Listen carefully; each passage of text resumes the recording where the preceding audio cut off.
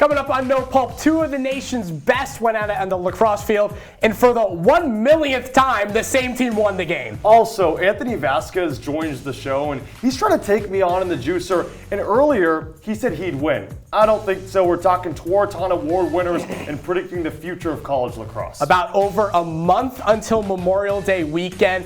We'll talk about a couple players that might be flying a bit under the radar when NCAA tournament time rolls around. It's No Pulp, the last one with us too. Let's go. Sonny DeShero from Auburn. The freshman never won. The freshman never won championships. Jeremy, you are an absolute sweat. Cleveland the catch. Good if it goes. He hit it. Wow, it's getting serious. Frankly, I'm pretty embarrassed. Bang! All day life.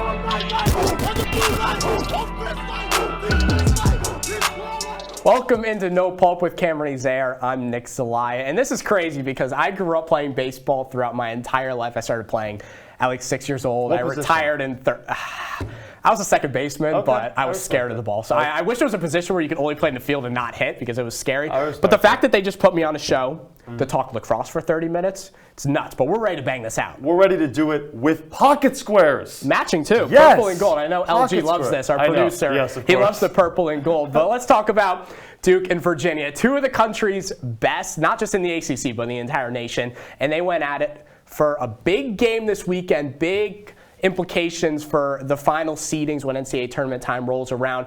And once again, Duke pulled out a victory, 15-14. UVA almost had a comeback win late in the second half, but Duke able to prevail for the 25th time in the last 27 meetings. And it's just been all Blue Devils. And again, the Cavaliers just cannot beat Duke. And Duke won earlier this season. That was another close game. And when you're talking about two of the best teams in the country, second-ranked team, third-ranked team, when you had Notre Dame at number 1, and the 1, 2, and 3 rankings in the polls, they have been flipped over on its head. I think there's been a few tweets that have been put out ranking those three teams, and one beat the other, and then that team beat the other team. And you're just wondering, well, who's better? I think Duke proved that they're better than Virginia, and I'm willing to say that. I am.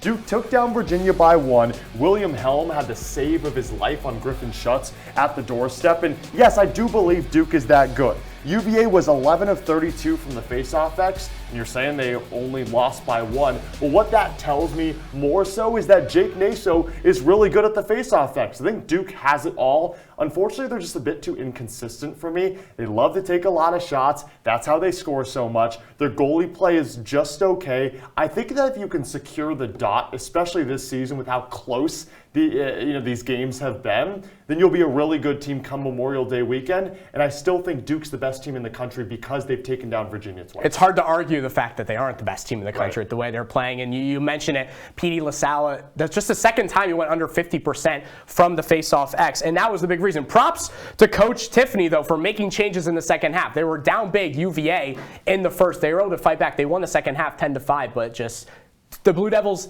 got out to an early lead, and UVA just wasn't able to come back. They just have too much offensive firepower. It makes them a lethal threat once late May rolls around. Brennan O'Neill, Dyson Williams, Andrew McAdory, you name them, they score goals. Another team that has been playing well this season, played well last season, made it all the way to the national championship. That's the Cornell Big Red. Now, they took down Army by a slim margin, and you're talking about number 6 Cornell, number 7 Army, and we just mentioned 1, 2, and 3 in the country, and it seems like there's such a wide gap between 1, 2, and 3 and 6 and 7. But Cornell, they proved themselves. Army's top 10. They have a good offense, a better defense. Does this tell you more about Cornell and a possible return to the national championship? Or does it say, well, Army can hang tough with the best of them? I think it tells me that Cornell could be legit again for a second straight year. And the fact that Army, I give props to Army because they forced Cornell to play their type of game. And that's a low-scoring ball game where it's all about defense. It was 11-10 Army. They only average 13 goals per game, and they only allow opponents to score about 8 goals per game. So yes, Cornell, they only scored 11, but the fact that they're able to fight for 60 straight minutes and still be a really good defensive team like Army really shows me a lot. But Cornell, when we're looking long term, can they make Memorial weekends again?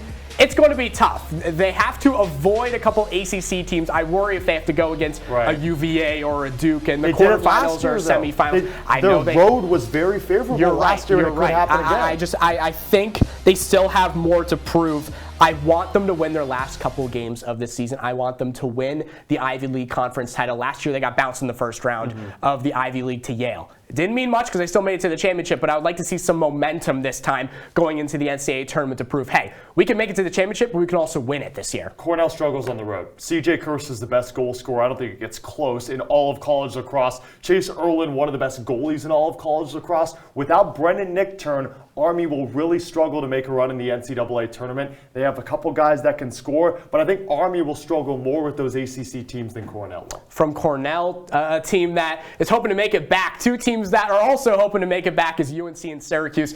On the women's side, of course, the Orange, undefeated 15-0 after beating the Tar Heels. UNC ranked number 5. They dropped one spot to number 6, though, in the latest rankings. They're now 11-3 on the season, so a much different year for the Tar Heels. Is Syracuse the team to beat now in the country? Because all year it was UNC. They go undefeated last year. They're the title contenders. Is this the team to beat now, the Syracuse Orange? So North Carolina won 39 straight games. They had a 41-game home winning streak. I will go as far to say that Syracuse taking down North Carolina over the weekend was the biggest win in Syracuse program history. Because it proved to not just the college lacrosse audience, I think it really proved to me and a lot of the lacrosse fanatics that SU can get it done in really clutch and close situations. They've been blowing out every single team. Megan Tyrell, Emma Tyrell. I mean, the sisters are unbelievable. Emma Ward. You talk about the different weapons on Syracuse. Yes, they are as good as advertised, but I want everyone to slow down on the panic meter with North Carolina. Over 40% of their goals come from true freshmen. So when Megan Tyrell has those kind of stats this season and has those kind of stats her entire career, yes, Syracuse is great, but let's slow down on the panic in North Carolina. Their goalie was just added to the Tewaaraton watch list. They have really good true freshmen, and they just took an undefeated team all the way down to the wire. Yes, Syracuse is the team to beat. They have the best goalie in the country. They're dealing at the draw control without their best draw control specialist, and they have the best attack in the country. What worries me about North Carolina is the fact that they lost 5 of their 6-point leaders from last year. But that's why the true freshmen have filled in. They're inexperienced, which worries me when NCAA tournament play comes around. On the other hand, for Syracuse, this is crazy. They have beaten this season the current number 2 team in the country, number 6, number 7, number 9, number 10, number 11, and number 12 team in the country. All wins for Syracuse. 15.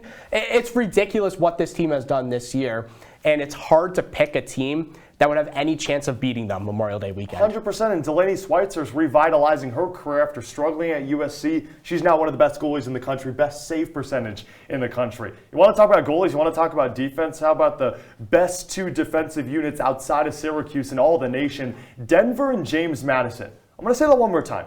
Denver and James Madison, 2 schools you probably didn't expect to have so much success this season, number 3, number 4 in the country because of their defense.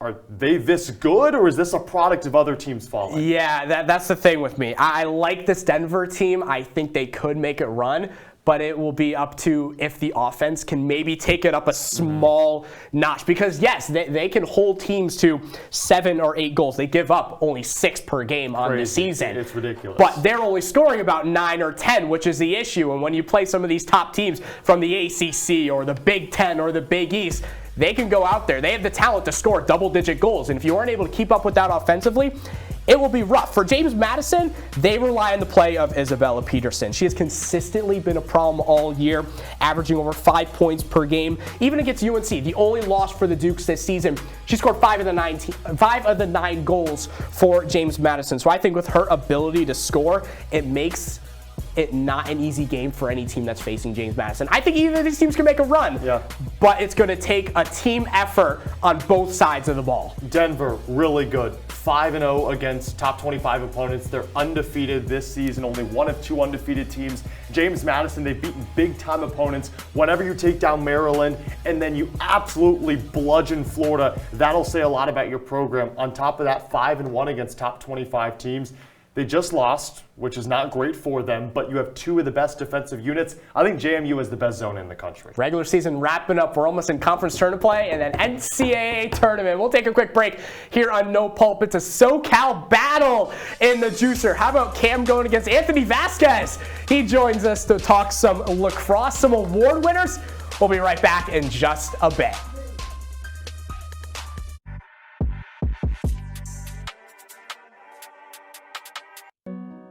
They said a bottle was just a bottle.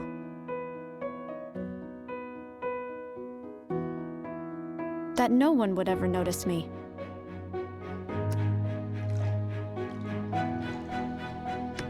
But I knew I could be more. That one day, I would make people smile.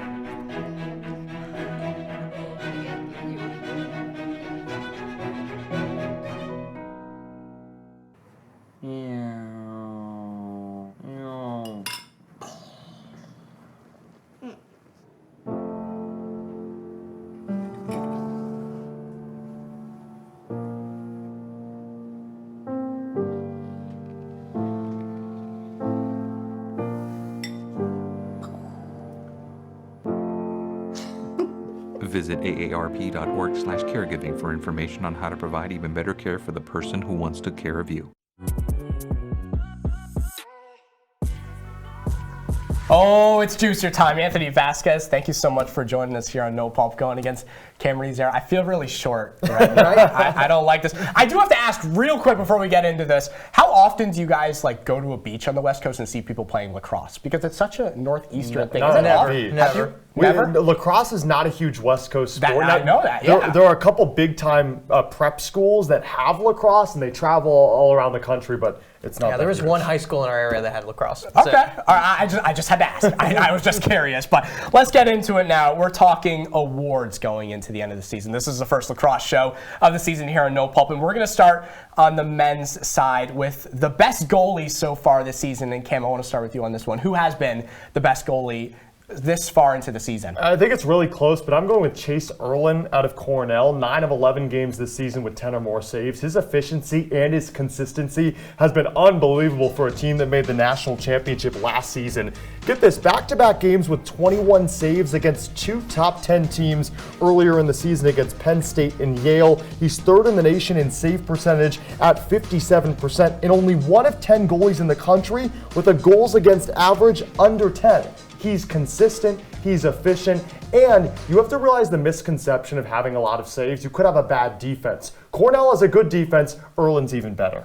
All right, how about someone who has those same stats but plays in a better conference, the ACC? That's Will Mark. Nobody has changed the Syracuse squad, a team with the history that SU has, like Will Mark has. Last year, SU needed a goalie, dipping into the transfer portal, went to Long Island, and got Will Mark. He has more saves in a game, his highest than Erlin. Okay, but he has more saves. He has the same save percentage in more games, higher sample size, in a better conference. I think Will Mark is the better goalie so far this season in men's lacrosse. It's hard to disagree with Anthony with Will Mark being in the ACC, of course. He's made such a big impact for this Syracuse team. Anthony gets the first point here. It's been a big impact for this Orange team that's really turned things around. Same question, we're going to start with you, Anthony. We're going to go on the women's side here. Who has been the best goalie 2 months into the season? I know I might be running into a buzzsaw with this one, but I think it's Sarah Resnick over in Florida. She's been doing wonders in Gainesville, actually, right now. She single-handedly changed this team. The reason why Florida is put on the map is because of Resnick. And when you think of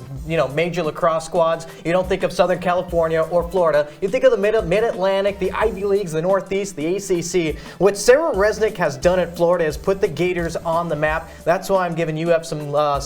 Sarah Resnick, best goalie in women's lacrosse. I think you kind of delivered yourself a buzzsaw because you didn't pick Delaney Schweitzer at Syracuse. You just mentioned Will Mark. You had a chance to double it up Gators. with the Chomp chomp. Delaney Schweitzer is easily the best goalie in the country. I don't have to say much more than she has the best save percentage after rarely playing last season. 57% is something, but on top of that, not just the best goalie in the country because of what she does from a teammate perspective. She's top 25 in saves per game, 6th in goals against average. She gives up under 9 goals per game on an undefeated team. You're talking about an instant game changer. If the season ended today, Schweitzer would have would have a top 5 goalie season out of anyone in Syracuse program history in save percentage and goals against average. It does help for Delaney Schweitzer to play with such a strong offense where she can kind of lay back a little bit because she knows her team's going to score 15 or 20 goals. I'm going to give the edge to Resnick because I think 3rd in save percentage in the nation. So, Anthony, I'm going to give you the point here. I think she has helped her team just a bit more. Schweitzer, Delaney Sweatshirt's got so much. She might win the Tewaaraton She's got so Award. much on her team. Well, let's talk Go about the Florida. Tewaaraton Award then. Let's go back to the men's side, Cam. Don't be mad at me. Don't be mad at me. I see you getting angry. I see you getting angry. Tewaaraton Award on the men's side. Who is it? Brendan O'Neill out of Duke. He's been one of the best lacrosse players in the country over the last 2 years, ever since he emerged as a freshman a season ago. And as a sophomore, 36 goals, 26 assists, and the reason I didn't pick a player like CJ Kirst, who leads the country in goals, I think that's the easy pick, not foreshadowing anything, of course, is that Brendan O'Neill gets it done, passing it and scoring. 11 multi-goal games, 7 of which are hat tricks, doing all this with elite scorers around him, so he doesn't have to score as much as he does, but he does, and it's all against 7 ranked opponents. Give me Brendan O'Neill. I'm going to take the low-hanging fruit here. You said you were foreshadowing. I'm going to take CJ Kirst, the Cornell Big Red. You were mentioning him earlier on in the show, how big of an impact he was against Army. Who's got more goals? CJ Kirst. Right. Who's got more goals per game? CJ Kirst. Who's got more assists? Same amount of points, though. Same amount of points. You got to give CJ Kirst some love. 7 goals versus Penn. O'Neill just had 2. You got to give Kirst some love. More shots and a higher shot percentage as well. Go Big Red. Go CJ Kirst. Tewaaraton winner. Kirst has been a stud for Cornell all year, but Brendan O'Neill, he is leading the charge for the #1 team in the nation. There we go. So Cam, I'm gonna give you the point. He's not crazy I'm gonna after give you all. the point because Brendan O'Neill has proven in his 3 years in college lacrosse he is ridiculous at the sport. Let's get to one last question, and this is worth double. So Cam, this is your opportunity to come back Still a chance. and beat Anthony, Money time. or Money run him down. out of the gym. Run him out of the gym, Anthony, if you can get this No, one. I don't think so. Women's lax, Tewaaraton Award. Who wins it? Why not go to the #1 player, #1 team in the country, and the #1 player in the country? Megan Tyrell. Syracuse 8-0 against ranked teams, and Megan Tyrell is a big reason why. They beat Northwestern already. Once again, foreshadowing there. But they already beat Northwestern. Tyrell scored more points than your girl. I know you're going to pick her. They both played North Carolina. Tyrell also had more points as well. She's a balanced player. 43 assists, 43 goals, and heck, more game winners and more shots on goal. One of the best players in the country as well. Megan Tyrell and the Qs going very far into this tournament because of her. I'd love to rag on you, but I think Rag on me. I think she'll get second in the Tewaaraton. Megan Tyrell is easily either the best or the second best. In my opinion, she's the second best. Give it to Izzy Skane out of Northwestern. She's missed 2 games, which means she's only played 13. You know how many goals she has? 72. That's 5.5 goals per game. On top of that, you talk about consistency. Over the last 7 games, 30 goals on just 41 shots on goal. So when she shoots it and it hits the cage, probably hits the back of the net. She's on pace to break the single season scoring record. It's at 102 courtesy of Charlotte North. If Northwestern wins the Big Ten title and they make it to the national championship game, then Izzy Skane has 7 games left to score 30 goals and break that record. Give me Skane. Megan Tyrell has more assists, though. Skane's a stat pattern. 72 goals over 43. I understand this programming goes on the Orange Television Network, so Megan Tyrell, I'm sorry if you're watching this, but Izzy Skane, 91 points in 13 games is something else. The comeback's real. It's something else. Cam gets the 2 points. He wins the juicer 3-2. Anthony, though. I'm going to need that 20 was a back, by the way. blast. I need that 20 in my back. backpack All right. somewhere. We'll take a quick break here on No Pulp. Thank you, Anthony, again. When we come back, Cam and I will talk about some under-the-radar guys that you might have to pay attention to the last month of the season. We'll tell you who you need to watch when Memorial Day weekend comes around. Don't go anywhere. It's No Pulp on CitrusTV.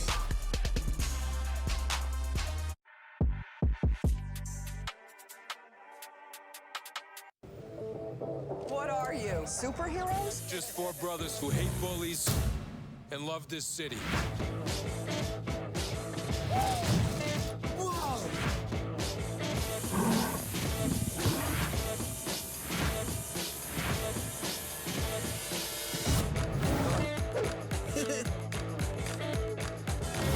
Gear up, guys.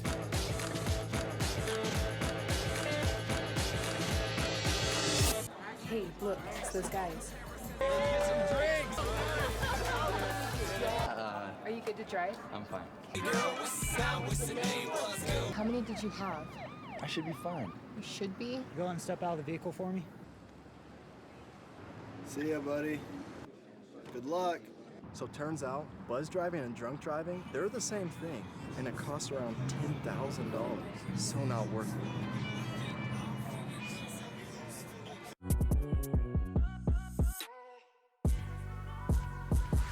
Welcome back to No Pulp in our CitrusTV studios, and remember the name Nick Zelaya. I'm Cameron Ezeir. You don't have to remember my name. The names you do have to remember, well, it's the lacrosse players that, well, whoever made this graphic, this pretty looks cool. This looks great. I like it. Some maps, it's like you're on a boat or a ship. Looks nice.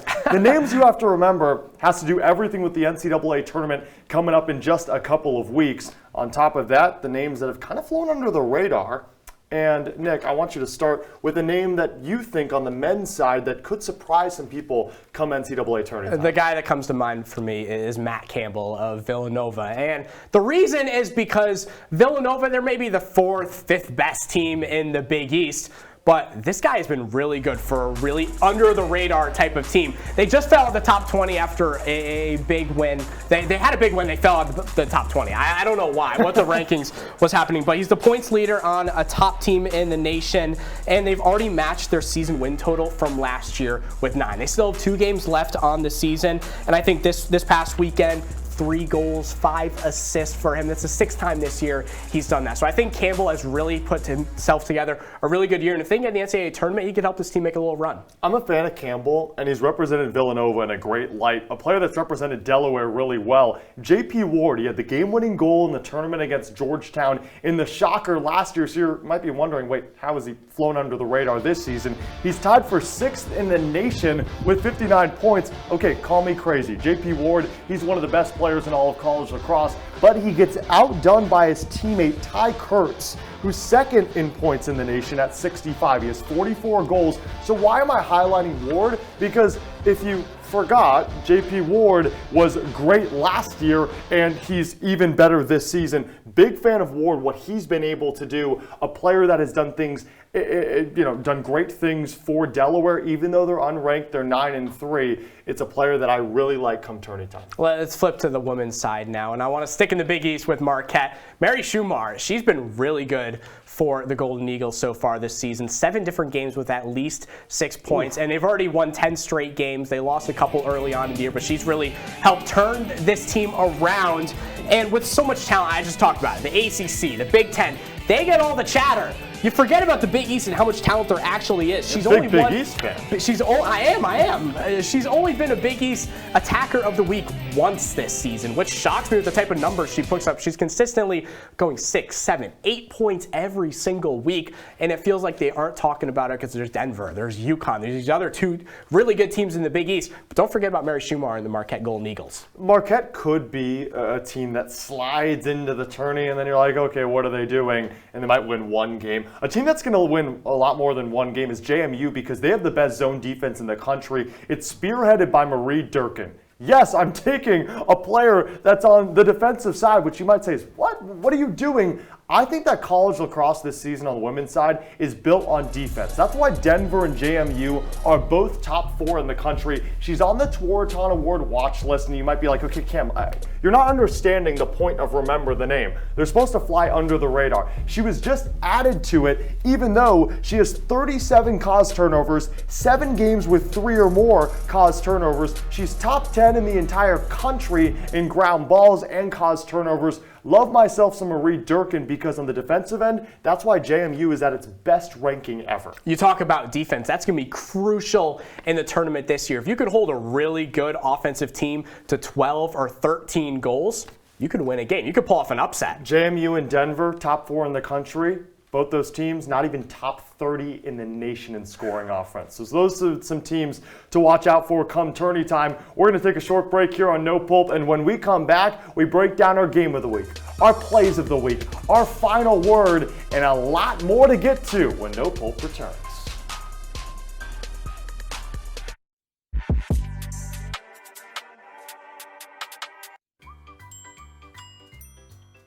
Fancy pants peanut butter? A big screen television? You haven't even bought a sofa yet. A motorcycle? When your father finds out, he's gonna flip his shoes with 2 buckles? What do you even need 2 buckles for? Mr. Big Shot, buying whiskey shots for everybody in the bar. From the looks of it, I'd say nobody even remembers. Feed the pig. Adventure can be found anywhere, but the best place to start is in the forest. I spy something beginning with S. Snow? No. Snow-covered trees. Nothing to do with snow. Head outside to discover incredible animals and beautiful plants that come together to create an unforgettable adventure. Wow. So grab your loved ones. Don't even. And explore a world of possibilities. Come on, this way. Visit discovertheforest.org to find the closest forest or park to you.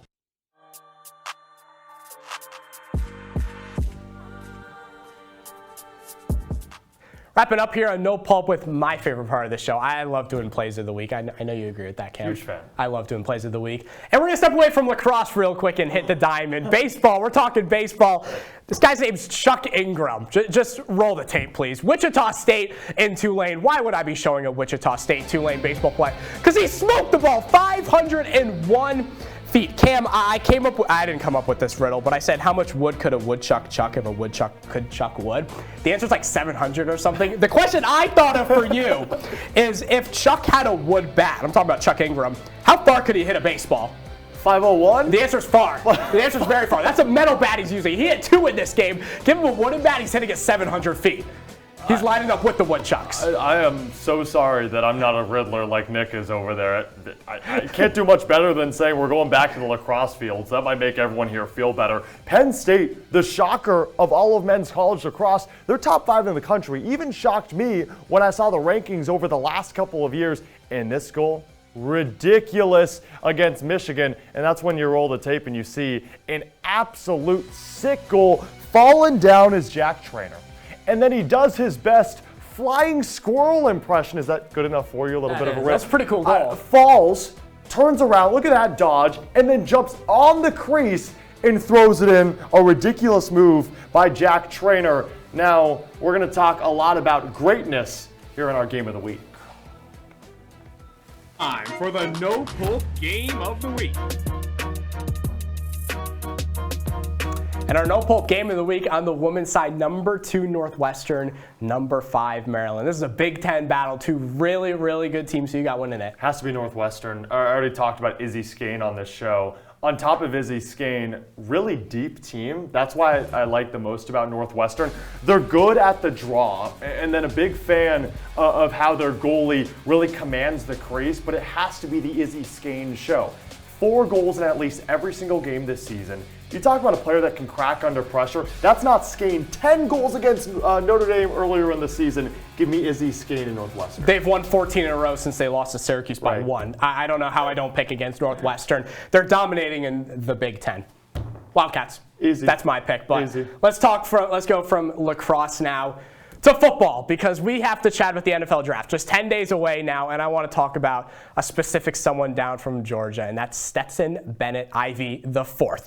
Stetson Bennett, he's 25 years old. He's going to turn 26 halfway through his rookie season in the NFL. That is, if he gets into the NFL, because a lot of teams are very skeptical about drafting Mr. Bennett. He's probably the most achieved college player in the draft, a 2-time champion, a 2-time playoff MVP. He was a Heisman finalist, but teams are having issues on the field with his size. He's just a bit taller than Bryce Young. His arm strength, which is somewhat important if you want to be a quarterback in the NFL, but it's what's off the field that also worries some teams. You know, his maturity issues, his interviews at the NFL Combine, his offseason arrest for public intoxication. And Cam, I want to read you a quick quote from Mr. Bennett. And this was a few weeks after his arrest. Quote, "I understand why that can't happen. I've got an obligation. I'm, quote, the 4th. Can't do that if your last name is Bennett." He's not a Manning. He's not a Brady. He's a Bennett. So he can't be going knocking on people's doors all drunk and everything at 3 in the morning. Fix yourself, Stetson. Fix yourself. That's a good point. Now back to lacrosse. Am I a lacrosse fanatic or what? If you're a fan of underdogs, if you're a fan of madness, unfortunately, come Memorial Day weekend, you're not going to get any madness because it's chalk all the way through on the women's and men's side. Syracuse and Northwestern, they are miles and miles better than any team next to them on the men's side. Duke, Virginia, Notre Dame, just too good. All of these teams have the tools and have the toolkit to get it done in the NCAA Tournament and come Memorial Day weekend. So as much as everyone wants JMU and Denver to get it done on the women's side, or Syracuse to come out of nowhere on the men's side, it's not happening. I have Syracuse and Northwestern in the final on the women's side, and then Duke, Virginia, and Notre Dame will be in Memorial Day weekend, and one of them will win it. I know. We need some fun from you, Kim. Anyways, you know what's been fun? What? Doing this show with you for the past year. It's been a blast. Shout out Liam Griffin, our producer, for an excellent semester of No Pulp. I feel like we've learned a lot in the college world, but good job. Let's do it again. Killed it. Thanks so much for joining us. That's Cameron Ezeir. I'm Nick Zelaya. One final time. Have a good night.